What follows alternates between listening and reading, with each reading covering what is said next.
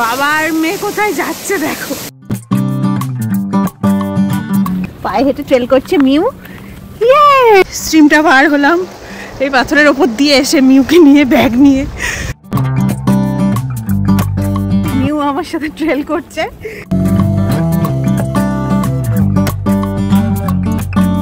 নমস্কার, কেমন আছো সবাই? আমি কথাকলি চলে এলাম আমাদের আরও একটা ভ্লগ নিয়ে। আজকে আরও একটা শনিবার, আর সপ্তাহান্তের দিন মানেই চার দেয়ালের মধ্যে থেকে বেরিয়ে পড়া। এখন শীতের কাঠিন্যটা একটু একটু করে কমে আসছে, বাইরে হাওয়া তো আছে কিন্তু তাতে শীতের প্রাবল্যটা যেন একটু কম। বসন্ত আসছে গুটি গুটি পায়ে। গত কয়েক মাসে শীতের চোটে আর হিমেল হাওয়ার জন্য আউটডোরে খুব একটা ঘোরাফেরা করা হয়নি, উপভোগ করা হয়নি প্রকৃতিকে কাছ থেকে বহুদিন। আজকে ঠান্ডাটা অনেকটাই কম, তাই মনে হলো যে একটু জ্যাকেট জামা চাপিয়ে নিয়ে যদি প্রকৃতির মাঝে একটু ঘুরে আসা যায়। তো কোথায় যে যাব সেটা সকাল অবধিও ঠিক ছিল না। আসলে মিউয়ের রাতে ঘুম কেমন হয়, আমাদের ঘুম কেমন হয় মিউকে নিয়ে, সবটাই সেটার ওপর ডিপেন্ড করে। তো সকালে উঠে যখন দেখলাম সবাই বেশ সুস্থ আছি, ফ্রেশ লাগছে, তখন একটু গুগলে সার্চ করে নিয়ে কাছে পিঠেই একটা আউটিং প্ল্যান করলাম। যাচ্ছি একটা ছোট্ট পাহাড়, ঝর্ণা আর গাছগাছালিতে ভরা স্টেট পার্কে। এটা মেরিল্যান্ড স্টেটে। গাড়িতে লাগবে আমাদের 1.5 থেকে 2 ঘন্টার মতন। একটু লং ড্রাইভও হয়ে যাবে আর প্রকৃতির মাঝে এখানে ঘোরাঘুরিও হবে। বাইরের আকাশটা দেখো আজকে কিরকম ঝকঝকে, চারিদিকে একেবারে রোদ ঝকমক করছে। আর ছুটির দিনে এইরকম ওয়েদার দেখলে বাড়িতে বসে বসে খুবই মন খারাপ হতো আমাদের। তো এত ঠান্ডার চোটে তো বেরোনো যেত না, তবুও উপায় ছিল না। কিন্তু ঠান্ডার প্রাবল্য কমতেই আমরা বেরিয়ে পড়েছি যেদিকে দু চোখ যায় বলে। আর এখানকার দূষণমুক্ত পরিবেশ, প্রকৃতির সঙ্গে মিউয়েরও আলাপ করানো হয়ে যাবে। এখন যেখান দিয়ে আমরা যাচ্ছি বাইরেটায় দেখো, এই জায়গাটা পুরো গ্রামের পরিবেশের মতন। বাড়িগুলো এত সুন্দর, বাড়ির রঙগুলোও এত ওয়েল মেনটেন্ড যে দেখতে কি যে ভালো লাগছে। চারিদিকটা একেবারে উজ্জ্বল হয়ে রয়েছে। এইরকম ঢালু চালের বাড়ি আর নীল আকাশে সাদা মেঘের ভেলা দেখলেই আমার মনে হয় সেই ছোট্টবেলায় আমরা যেমন রং পেন্সিল দিয়ে খাতায় আঁকতাম, এই চারপাশটা যেন ঠিক সেই ছবিগুলোর মতন, তাই না? গ্রামের পরিবেশ পার করে এসে এখন যে জায়গাটা এসে পড়েছি এটার নাম রাইজিং সান। এটা আবার একটু শহরতলির মতো, একটু জমজমাট।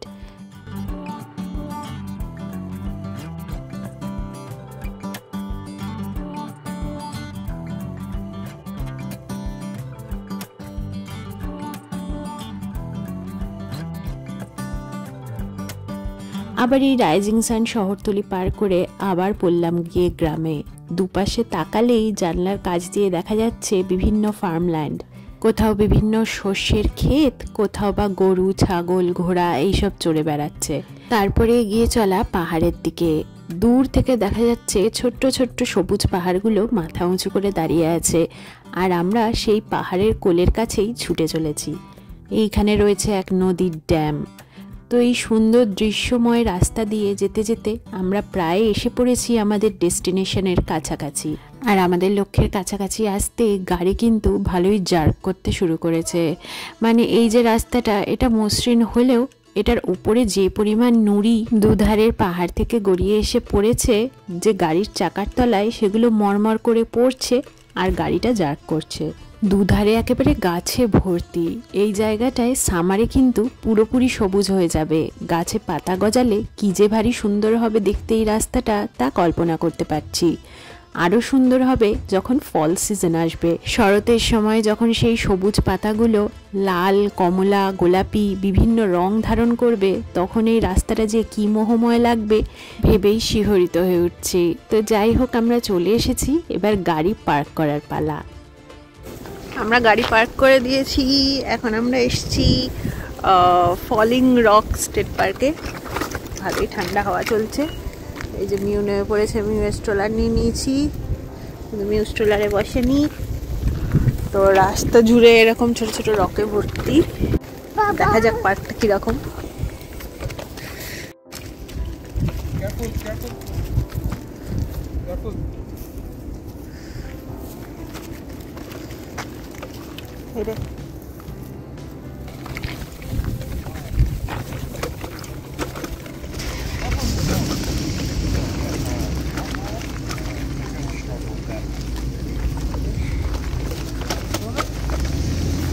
আমরা এখন একটা ছোট্ট ট্রেল করে যাব পাহাড় বেয়ে আসা এক ঝর্ণার কাছে। ঝর্ণাটার নাম কিলগোর ফলস।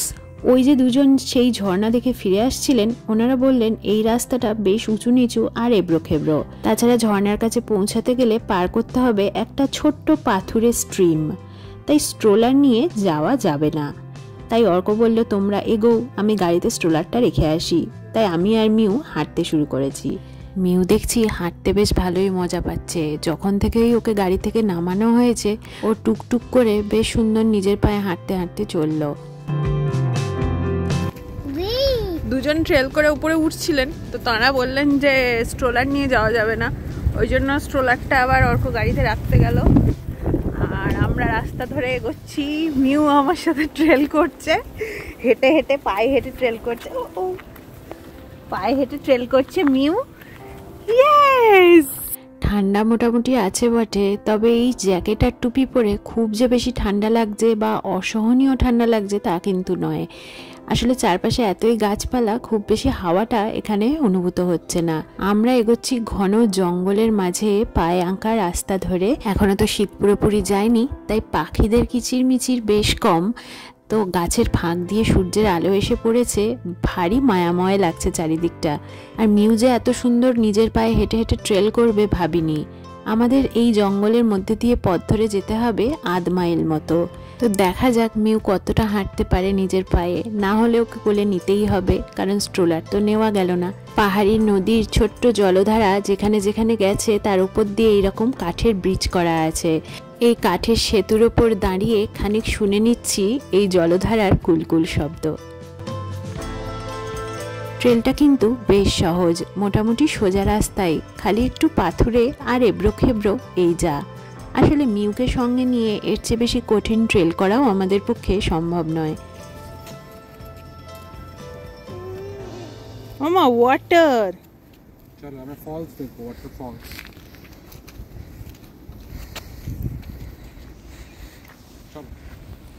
তো এইভাবে গুটি গুটি পায়ে ট্রেল করতে করতে আমরা পৌঁছে গেছি সেই পাথুরে স্ট্রিমটার কাছে, যেখানে পাথরের ওপর দিয়ে আমাদের পার হতে হবে এই জলধারা। আর দূর থেকে দেখতে পাচ্ছি সেই ঝর্ণাটা, যার কাছে পৌঁছাবার জন্যই আজ আমাদের হাঁটা।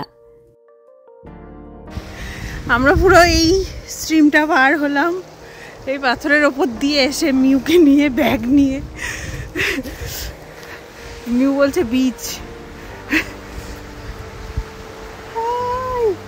মিউ স্ট্রিম পার হয়েছে, পাথরের উপর দিয়ে কোলে চেপে। মিউ আমাদের সাথে অ্যাডভেঞ্চার ট্রেল করছে।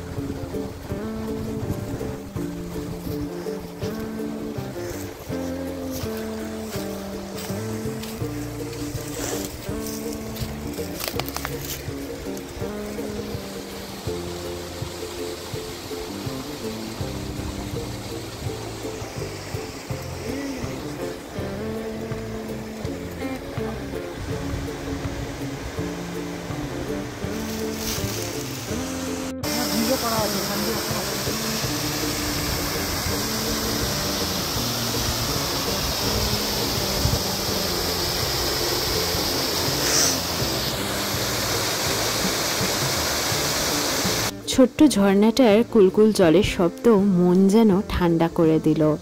স্থির কঠিন পাথরের বুক চিরে চঞ্চল ঝর্ণা নেমে আসছে তার নিজস্ব ছন্দে।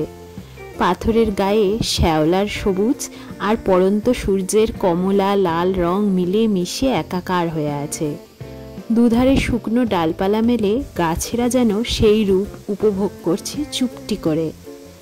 আমরাও খানিক দাঁড়িয়ে থাকলাম অবাক হয়ে, দুচোখ ভরে দেখলাম, ঝর্ণার শব্দ শুনলাম, প্রাণ ভরে নিঃশ্বাস নিলাম এই মুক্ত বাতাসে। তারপর আরও এগিয়ে গেলাম ঝর্ণার কাছে। মিউও কিন্তু ভারী এক্সাইটেড, বাবার কোল ছাড়ছে না অচেনা পরিবেশ দেখে, কিন্তু ঝর্ণার কাছে যেতেও ওর ভারী আগ্রহ। আমরা ওয়াটারফলের একদম কাছে চলে এসেছি, ওয়াটারফলের শব্দ শোনা যাচ্ছে, আর বাবার মেয়ে কোথায় যাচ্ছে দেখো।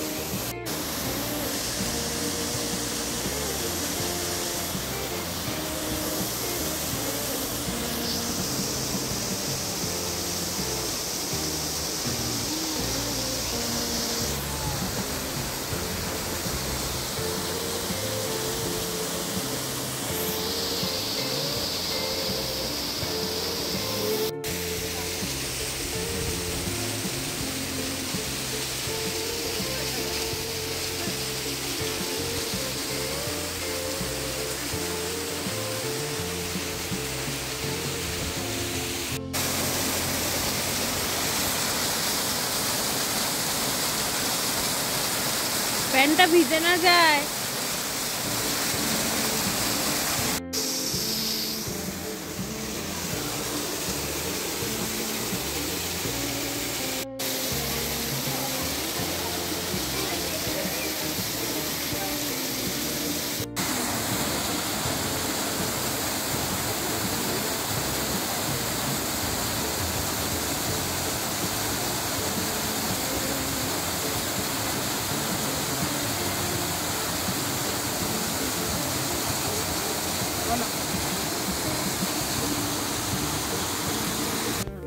আমরা কিন্তু একা নয়, অনেকেই কিন্তু ছোট্ট ছোট্ট বাচ্চা নিয়ে, কুকুর নিয়েও চলে এসেছেন এই ছোট্ট ট্রেলটা করতে।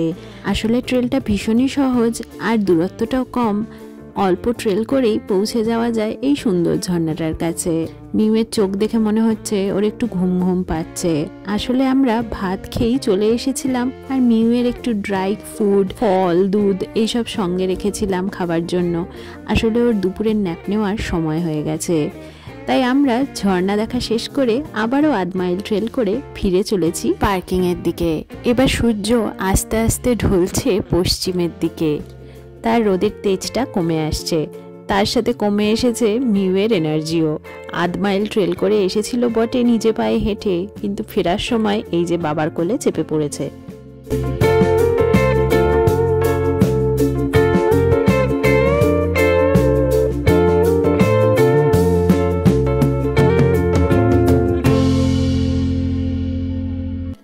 এই যে আমরা চলে এসেছি পার্কিং এর কাছে। তোমাদের যাওয়ার সময় দেখানো হয়নি, এখানে পার্ক ভিজিটারদের ব্যবহারের জন্য রাখা থাকে বায়োডিগ্রেডেবল প্যাকেট, পরিবেশকে রক্ষা করার সুচিন্তিত ব্যবস্থা। আর এইখানে রয়েছে মোবাইল রেস্টরুমও। স্ট্রিমের জলে মিউয়ের একটু মোজাটা ভিজে গেছে। এই যে পার্কিং এ রাখা রয়েছে আমাদের গাড়ি, ওকে নিয়ে গাড়িতে উঠতে যাব এমন সময় কোল থেকে নেমে ও এখন ঘুরঘুর করছে, গাড়িতে ওঠার বিন্দুমাত্র ইচ্ছে নেই।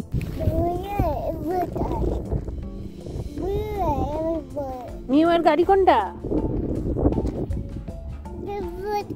রেডটা? ও যাও গাড়িতে বসো, যাও সিট, যাও গাড়িতে বসো।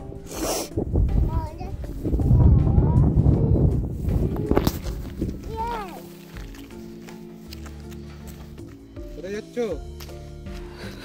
ঘোরা কমপ্লিট হয়ে